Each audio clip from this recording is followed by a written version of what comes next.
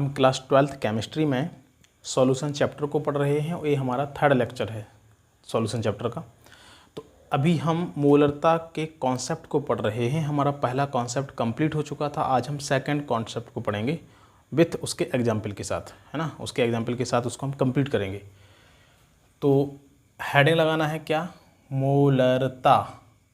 मोलरता या इसी को बोलते हैं मोलैरिटी।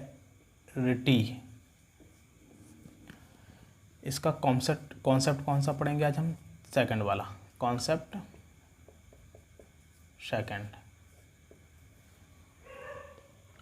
कॉन्सेप्ट सेकंड में आज हम पढ़ेंगे कि जब किसी विलयन को तनु कर दिया जाए तो उसकी मोलरता कैसे निकालेंगे। किसी भी विलयन को तनु कर देने पर उसकी मोलरता को हम कैसे निकालेंगे, उसका फॉर्मूला क्या होगा। तो आज हम पहले इसका सूत्र निकालेंगे कि उसका सूत्र कैसे निकालेंगे यदि हम उस विलयन को तनु कर दें। जैसे मेरे पास पहले एक कोई विलयन है, ये कोई विलयन है प्रारंभ में, इसको बोलेंगे हम प्रारंभिक विलयन।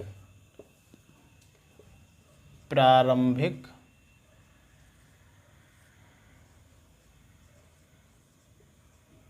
विलयन। जब इस विलयन में जल को ऐड कर दिया जाए, इसी विलयन में जल को और ऐड कर दिया जाए तो ये हमारा हो जाता है बाद में, यानी अंतिम विलयन। विलयन वही है प्रारंभिक विलयन, ये है हमारा प्रारंभिक विलयन। और ये हमारा कौन सा विलयन है, जब इसमें हमने और जल को ऐड कर दिया है उसके बाद हमारा ये विलयन है। तो हम देखेंगे कि हम इस स्थिति में विलयन की मोलरता को कैसे निकालेंगे। मोलरता की परिभाषा में हम पढ़ चुके हैं कि किसी भी विलयन की मोलरता क्या होती है, इसमें मोलों की संख्या हो काय में 1 लीटर आयतन में, यानी उसके आयतन में जो मोलों की संख्या होती है उसी को बोलते हैं हम विलयन की मोलरता। तो इस सूत्र से इसको हम आगे ऐसे भी निकाल सकते हैं कि मोलों की संख्या बराबर होगा विलयन की मोलरता गुणे विलयन का आयतन। तो इस सूत्र से प्रारंभिक विलयन में मोलों की संख्या को क्या बोलेंगे हम, प्रारंभिक विलयन की मोलों की संख्या बराबर होगी अंतिम विलयन की मोलों की संख्या के। इसमें हमने जल को ऐड कर दिया है, जल को मिक्स कर दिया है, तो ये विलयन तनु हो गया है। पहले हमारा ये विलयन था जिसमें विलेय और विलायक की मात्रा कुछ जो हमने प्रारंभ में ली थी वो थी, लेकिन ये विलयन वो है जिसमें हमने और जल को ऐड कर दिया है, मतलब विलयन को तनु कर दिया है। तो इस स्थिति में हम इसकी मोलरता को कैसे ज्ञात करेंगे। तो हम पढ़ चुके हैं कि मोलरता किसी विलयन के आयतन में उपस्थित मोलों की संख्या होती है। तो मोलों की संख्या मतलब मोलरता बराबर मोलों की संख्या अपन विलयन का आयतन। तो उसी हिसाब से ये सूत्र बन जाएगा कि मोलों की संख्या बराबर विलयन की मोलरता गुणे विलयन का आयतन। मोलों की संख्या बराबर विलयन की मोलरता गुणे विलयन का आयतन। तो प्रारंभिक विलयन में मोलों की संख्या बराबर होगी किसके, अंतिम विलयन में मोलों की संख्या के।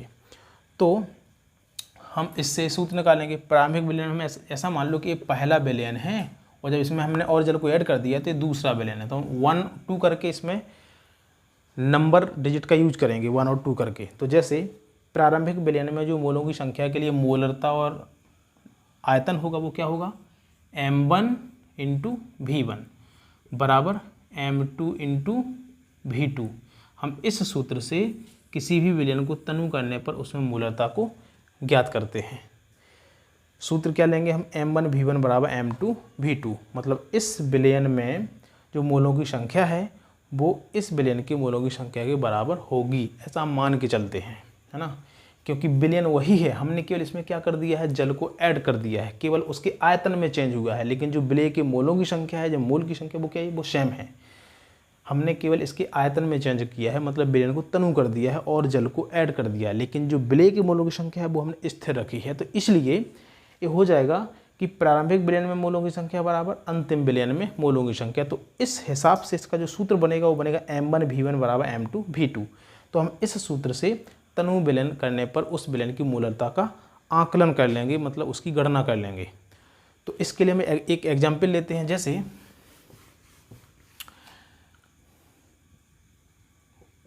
एक क्वेश्चन से समझते हैं इसको। जैसे मेरे पास 0.2 मोलर का 100 ml HCl विलयन है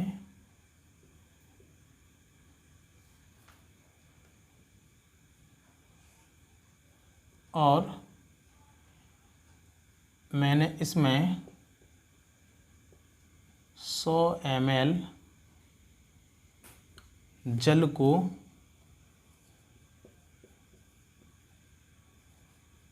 और मिला दिया है, तो विलयन की नई मोलरता, यानी कि विलयन को तनु करने पर विलयन की मोलरता क्या होगी।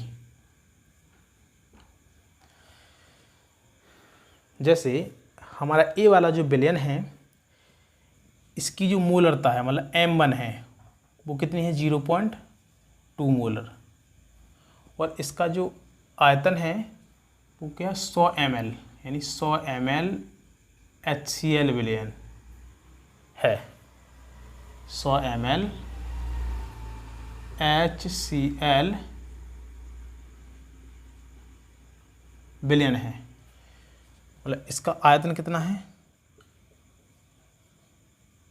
100 ml है, बट हमने इसमें 100 ml जल को और ऐड कर दिया है, तो जो नया विलयन है यानी जो अंतिम विलयन है इसकी जो मोलरता होगी वो, इसका जो आयतन होगा V2 वो क्या हो जाएगा, वो हो जाएगा 200 ml। क्यों? क्योंकि 100 ml तो पहले से है, मैंने उसी विलयन को तनु किया है, हमने उसी विलयन को तनु किया है, कोई अलग से विलयन नहीं लिया है। हमने क्या कर दिया है, उसी विलयन में 100 ml जल को और ऐड कर दिया है, मतलब उस विलयन को तनु कर दिया है।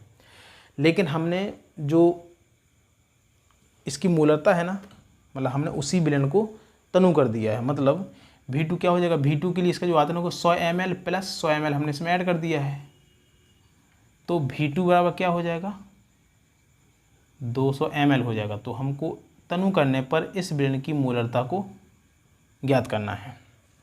फिर से हम जब किसी विलयन को तनु कर दें तो उस स्थिति में उसकी मोलरता कैसे निकालेंगे, हमारा कंसेप्ट ये है। तो इसको हम समझेंगे इसके क्वेश्चन से कि मान के चलो कि हमने जो विलयन लिया है वो 0.2 मोलर का विलयन है, 0.2 मोलर का 100 ml HCl विलयन है, यानी 100 ml आयतन वाला HCl विलयन है, और इसमें हमने 100 ml जल को और ऐड कर दिया है यानी मिला दिया है। तो फिर विलयन की जो नई मोलरता होगी वो क्या होगी, हमको ये निकालना है। तो ये हमारा वो विलयन है कैसा है जिसकी मोलरता 0.2 मोलर है और आयतन 100 ml है, हमने इसमें 100 ml को और ऐड कर दिया है। तो जो अंतिम विलयन की जो अंतिम आयतन होगा यानी विलयन का जो आयतन होगा अंतिम विलयन को कितना हो जाएगा 100 ml प्लस 100 ml बराबर 200 ml। बाकी हमको M2 इसका ज्ञात करना है, मतलब केवल आयतन चेंज हो रहा है ना। तो हम इसकी मोलरता निकालेंगे कौन से सूत्र से, इस सूत्र से दिया है क्वेश्चन में। M1 V1 बराबर A दिया है और V2 बराबर A दिया है, M2 हमें ज्ञात करना है। तो मान रख देंगे M1 बराबर कितना है 0.2 मोलर इंटू V1 बराबर कितना है 100 ml बराबर M2 बराबर हमको ज्ञात करना है, यानी कि M2 इंटू V2 बराबर कितना हो गया 200 ml। तो M2 बराबर हो जाएगा 0.2 गुणे 100 अपॉन 200 ml। तो पहले 100 का हम 0.2 में गुणा कर देंगे तो कितना हो जाएगा 20 हो जाएगा, अपॉन नीचे कितना है 200 है, 0 से 0 कैंसिल और 2 एकम 2, 2 धाम 20, 2 धाम 20 होता है, यानी ये आ जाएगा हमारा 1/10। या इसी को हम आगे करेंगे तो कितना हो जाएगा 0.1 मोल पर लीटर। यानी कि जो नया विलयन हो गया यानी विलयन को तनु कर देते हैं तो उसकी मोलरता क्या हो जाती है, कुछ डिफरेंट हो जाती है ना। विलयन को तनु करने पर उसकी मोलरता चेंज हो जाती है ना, परिवर्तित हो जाती है। क्यों? क्योंकि मोलरता आयतन पे डिपेंड करती है ना, आयतन पे निर्भर होती है। फॉर्मूला में हम पढ़ चुके हैं ना, m बराबर क्या होता है, मोलों की संख्या अपॉन विलयन का आयतन। यदि हम आयतन को चेंज करेंगे तो मूलतः भी चेंज हो जाएगी, यानी कि यदि कुछ हम परिवर्तन करेंगे तो उसकी मूलतः में भी कुछ परिवर्तन हो जाता है, मतलब डिपेंड करता है। किसी विलयन की मूलतः उसके आयतन पर निर्भर करती है, जैसा कि हम इस कंसेप्ट में क्लियर कर चुके हैं। ऐसे ही हम नेक्स्ट कॉन्सेप्ट को पढ़ेंगे, कॉन्सेप्ट नंबर 3। चलो जो हमारा थर्ड कॉन्सेप्ट है उसको हम पढ़ते हैं।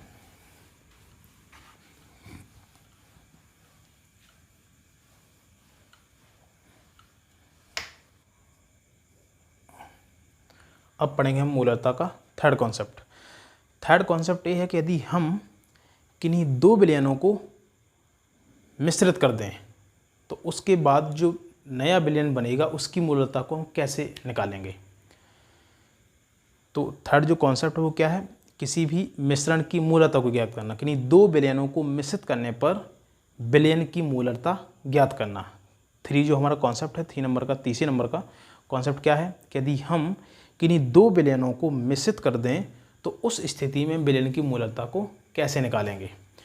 तो चलो इस कॉन्सेप्ट को पढ़ते हैं हम। जैसे मान लो कि ये हमारा पहला विलयन है,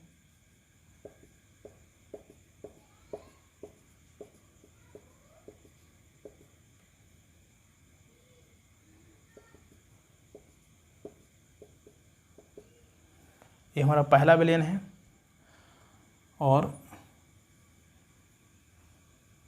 ये हमारा दूसरा विलयन है।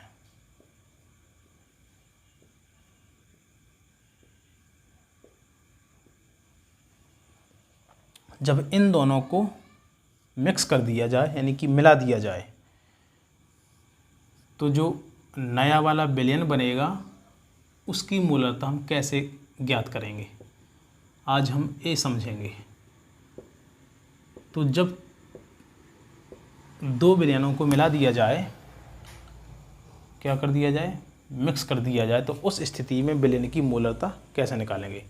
मान लो कि पहले विलयन की मूलरता में मोलों की संख्या n1 है और इसमें मोलों की संख्या n2 है और फाइनल में मोलों की संख्या स्मॉल n है। और मैं बता चुका हूँ कि इस सूत्र होता है मोलरता बराबर मोलों की संख्या अपन विलयन का आयतन। तो मोलों की संख्या बराबर हो जाता है मोलरता गुणे विलयन का आयतन। तो इस सूत्र से हम इसको ऐसे भी निकाल सकते हैं कि पहले विलयन में मोलों की संख्या और दूसरे विलयन में मोलों की संख्या को हमने क्या कर दिया, मिक्स कर दिया है। तो थर्ड विलयन में मोलों की संख्या यानी कि n, थर्ड का मतलब नए विलयन में, यानी दोनों विलयनों को मिश्रित करने पर जो विलयन प्राप्त हुआ है उसमें मोलों की संख्या। तो सूत्र हमने पढ़ा है क्या, मोलरता बराबर मोलों की संख्या अपन विलयन का आयतन।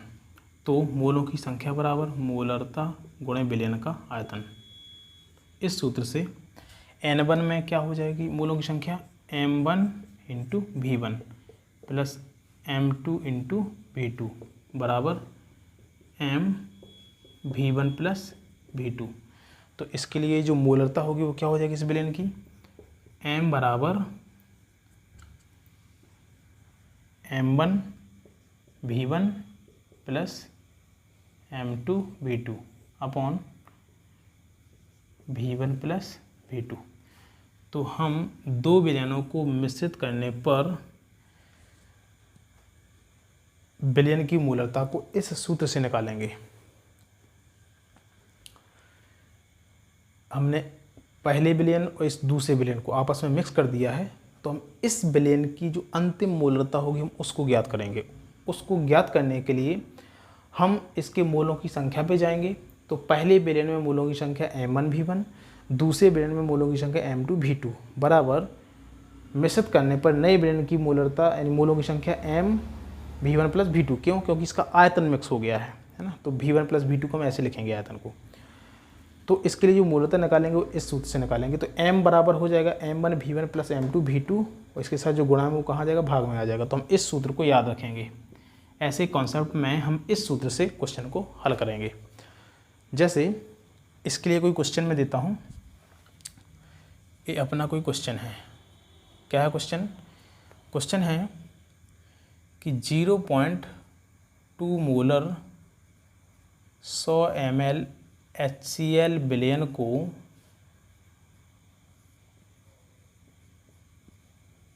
यदि 0.4 मोलर 300 यानी कि 300 ml HCl विलयन के साथ मिला दिया जाए तो दोनों विलयनों को मिश्रित करने पर विलयन की मोलरता क्या होगी। क्वेश्चन है कि 0.2 मोलर 100 ml HCl विलयन को यदि 0.4 मोलर 300 ml HCl विलयन के साथ मिला दिया जाए। ऐसा मानो कि पहला विलयन A है जिसकी मोलरता 0.2 मोलर है और आयतन 100 ml है। जब इस विलयन को इस विलयन के साथ जिसकी मोलरता 0.4 मोलर है और इसका आयतन 300 ml है आपस में मिक्स कर दिया जाए तो नए विलयन की मोलरता क्या होगी, ये क्वेश्चन है। तो हम इसको सॉल्व कैसे करेंगे, इस सूत्र से करेंगे। तो ऐसा मान लो कि पहले विलयन की मोलरता यानी कि M1 बराबर क्वेश्चन में दिया गया है। पहले विलयन के लिए मोलरता यानी M1 बराबर कितनी दी गई है 0.2 मोलर 0.2 मोलर और इसके लिए आयतन कितना दिया गया है 100 ml दिया गया है। तो लिख देंगे 100 ml।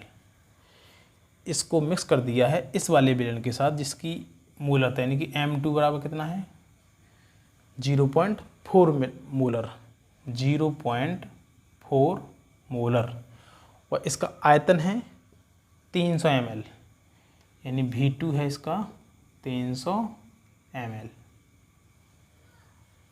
तो इसका जो टोटल आयतन होगा वो कितना हो जाएगा V1 प्लस V2 यानी कि 100 ml प्लस 300 ml इसका आयतन हो जाएगा और इसकी मोलरता हमें ज्ञात करनी है।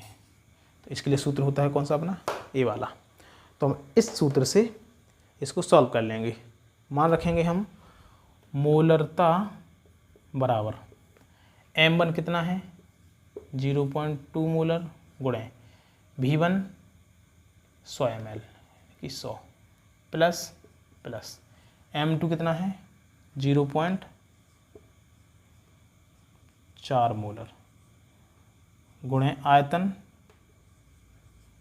300 ml बटा V1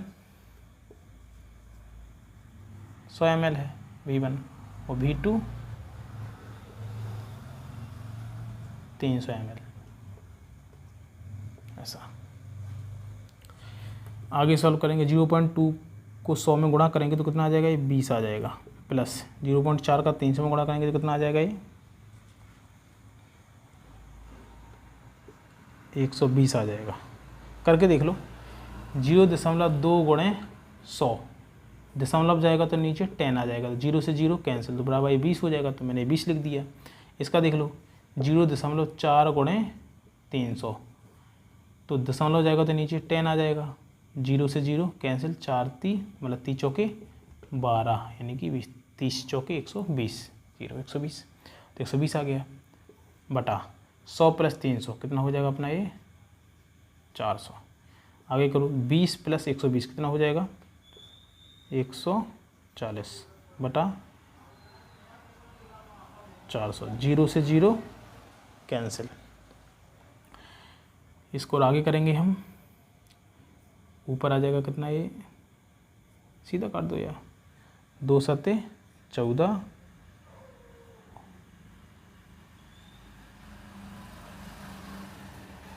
और 2 दूनी 4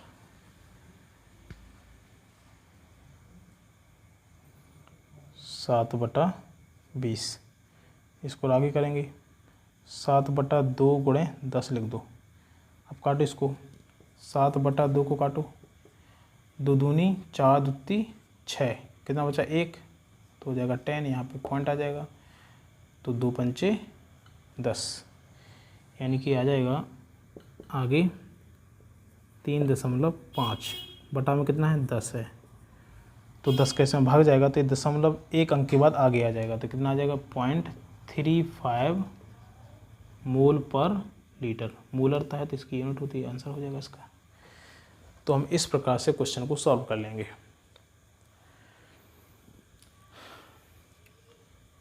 क्वेश्चन में देखना है, पहले तो क्वेश्चन को ध्यान से पढ़ना है, तुम्हारी जितनी भी सिंसियरिटी है ना उसको पूरा लगा दो क्वेश्चन को पढ़ते टाइम।